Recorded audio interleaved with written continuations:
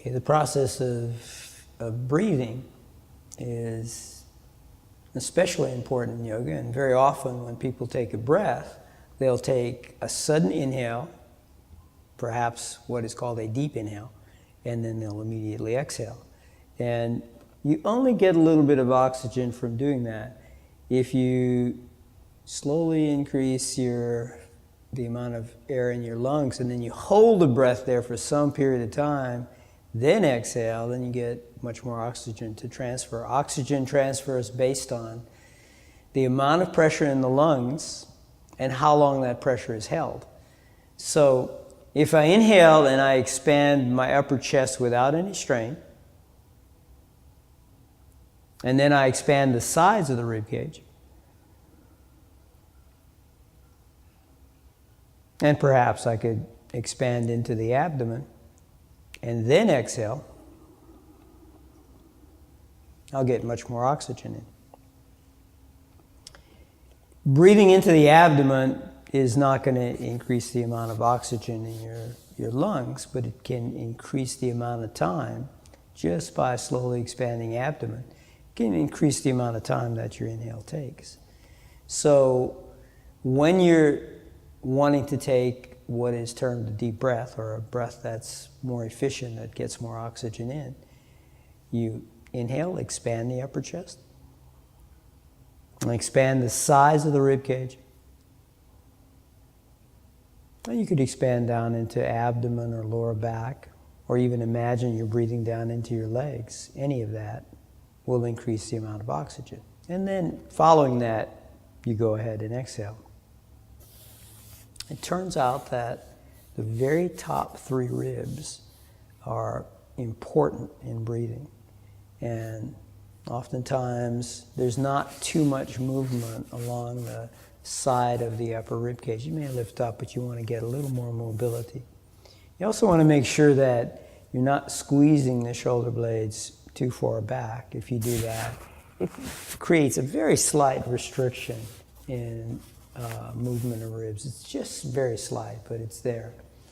And so often when I'm teaching breathing, shoulders shift forward, chest lifts up, and that allows a little more freedom in this area. And some references say that about 15% more oxygen can be taken in if you breathe into the top 3 ribs.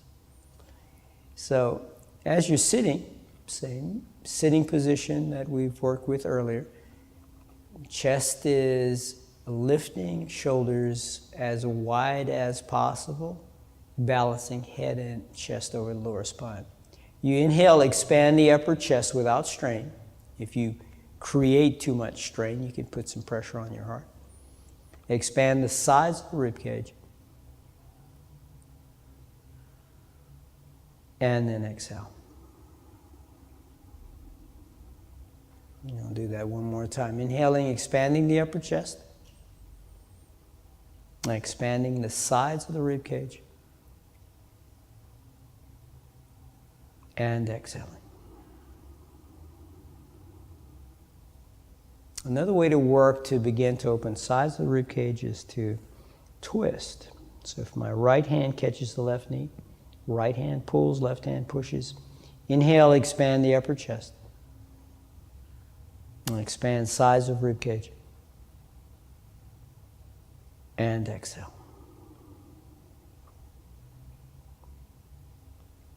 Inhaling, expanding the upper chest. And expand the sides of the rib cage. Exhaling. And coming back to center. Inhale, upper chest. Expand sides of rib cage. Exhaling. And then finally twisting to the right.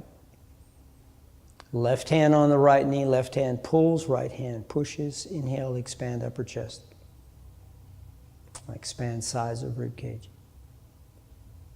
And as you exhale, you can turn the shoulders slightly to the right. You can also turn the pelvis slightly left, which will deepen the twist. And then holding that twist as you inhale, expanding side ribs, and then exhaling and seeing if you can go a little deeper.